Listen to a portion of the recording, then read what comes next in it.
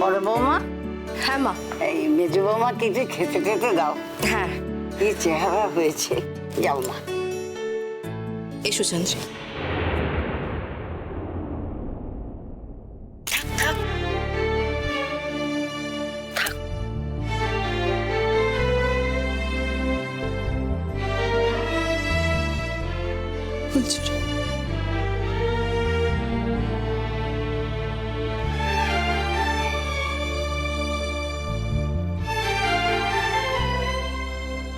কেমন আছিস তুই? ভালো আছি মেজো মামি, খুব ভালো আছি। আমি জানি তুই আমাকে বিশ্বাস করিস না। আমার মতন খারাপ মানুষ আর কেউ হয় না তোর জীবনে।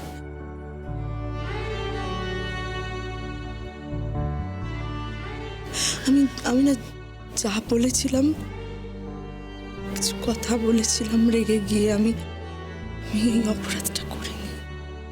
মেজো মামি এখন এসব কথা থাক, বাড়ি ভর্তি লোকজন, এখন এসব কথা বলো না। হ্যাঁ চান্দ্রী, আমারও তাই মনে হয় এইসব কথা এখন এখানে না বলাই ভালো। ইস, কি অবস্থা হয়েছে তোমার চেহারার। জানো তো চান্দ্রী, বাড়ি থেকে খাবার পাঠাতে চাইতাম, কিন্তু অনুমতি দেওয়া হতো না, তাই আর দেবে কি করে বলতো অনুমতি?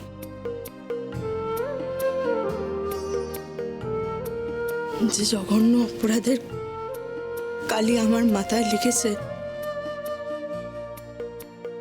সেই অপরাধের যারা অপরাধী হয় তারা তো এত সুযোগ সুবিধা পায় না।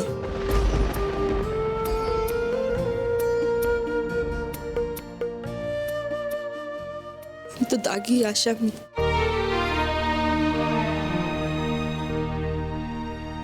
আমি জানি বাড়ির কেউ আমাকে বিশ্বাস করে না, কিন্তু আমি এখনো দাঁড়িয়ে কিন্তু এই কথাটা বলতে পারি বুক ঠুকে যে আমি সত্যি রেগে গিয়ে কিছু খারাপ কথা বলেছি, কিন্তু আমি এই জঘন্য অপরাধটা করিনি।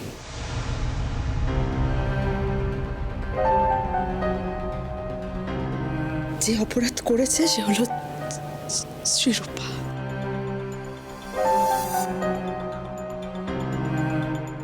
বিশ্বাস করতে আমি চান্দ্রী, আমাকে বিশ্বাস করিয়ে কি লাভ বলো তো?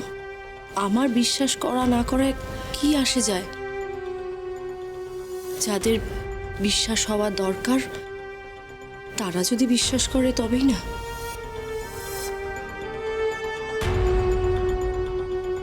থাক,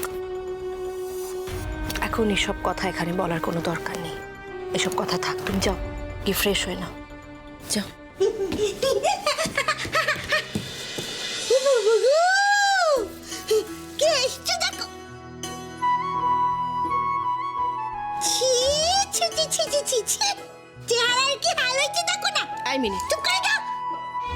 সুখে থাকতে ভূতের কিল খেয়েছিল। হ্যাঁ, ওই জন্য এই হাল হয়েছে। হ্যাঁ, ভালো ছিলে তো, সহ্য হলো না।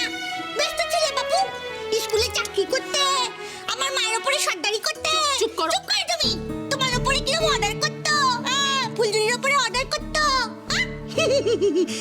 তখন কত ভালো ছিল। হ্যাঁ, কি সুন্দর দেখতে লাগতো তখন, একেবারে চকচক করতো মুখটা। আর এখন লাগছে দেখো না পিটনি দেওয়ার মতন। মিলে চুপ চুপ করো। ঠিক আছে, আর কিছু বলছি না।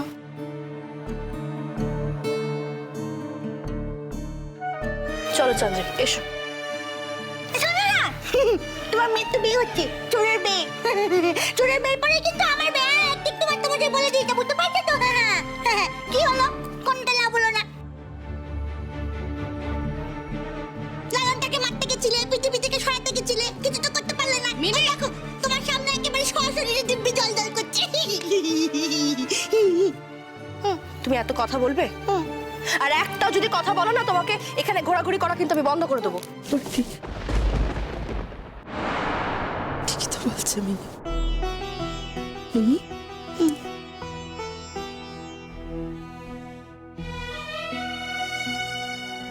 ইচ্ছে বল তুই? আমি জানি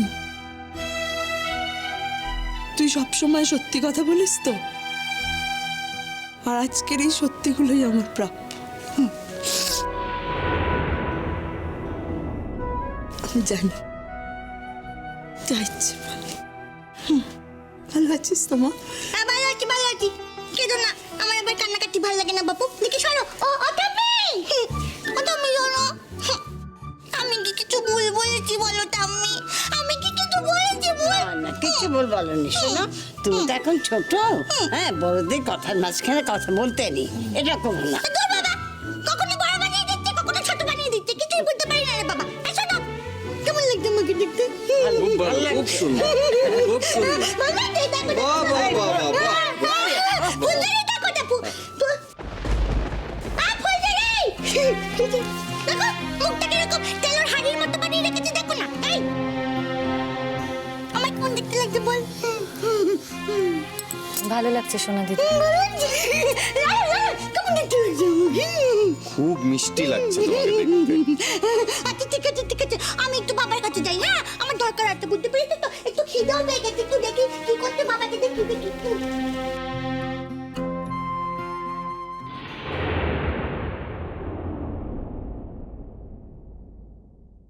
লালন,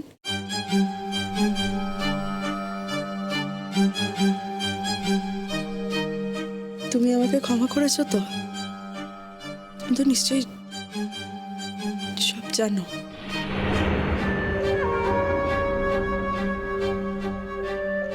মেজমামি, ওকে সব বলে কোনো লাভ নেই। ও তো অসুস্থ ছিল আর এখনো পুরোপুরি সুস্থ হয়নি, তাই ও সবকিছু ভালো করে জানে না। আপনারা আমাকে মেরে ফেলতে চেয়েছিলেন, এইটুকু আমি বুঝেছি, কিন্তু পারেননি।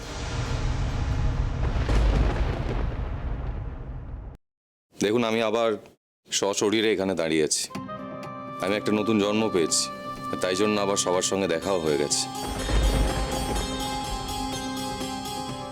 আর এইটুকু বলতে পারি, আমি এই জীবনটা খুব ভালো করে কাটাতে চাই, খুব আনন্দে থাকতে চাই। আর আমার ক্ষতি কেউ কোনোদিন করতে পারবে না। আগে আমার জীবনে শুধু ফুলঝুরি ছিল, এখন সঙ্গে তিতিরও আছে। লালন, আমরা সবাই আছি। তিতিরের এমন কোনো সুপার পাওয়ার নেই যে ও একা তোমাকে সবকিছু থেকে আটকে রাখতে পারবে। তোমাকে আমি বলেছি না যে বারবার একই কথা তুমি বলবে না। সত্যি কথাই তো বলছে বৌমনি। ওর যেটা মনে হয় সেটাই বলছে, আর এটা তো সত্যি যে তিতির দিদির জন্যই ও নতুন জীবন ফিরে পেয়েছে। ফুলঝুরি, আমরা সবাই জানি কি হয়েছে কি হয়নি। তোমাকে এটা নিয়ে এত কথা বলতে হবে না এখন।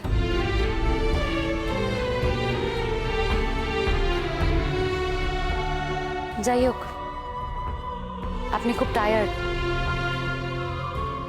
এই কদিন কিরকম ভাবে খাওয়া দাওয়া হয়েছে, কিরকম ভাবে থেকেছেন, আমরা সবাই কিছুটা অনুমান করতে পারি। যান, আপনি ওপরে যান, একটু ফ্রেশ হয়ে নিন, একটু রেস্ট নিয়ে নিন দরকার হলে। আর আপনার নতুন শাড়ি আমি বের করে রেখে দিয়ে এসেছি। আপনার রেস্ট নেওয়া হয়ে গেলে সেটা পরে চড়ুইয়ের বিয়ে অ্যাটেন্ড করবেন। বলছি, চড়ুইয়ের সঙ্গে একবার দেখা হয়ে গেলে ভালো হতো।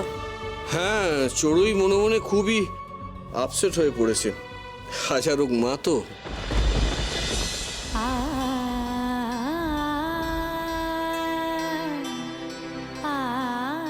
চড়ুই আপসেট ছিল আমার জন্য,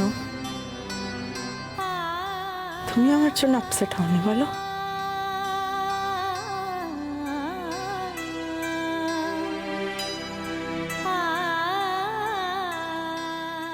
সত্যি কথা বলতে কি চান্দ্রি,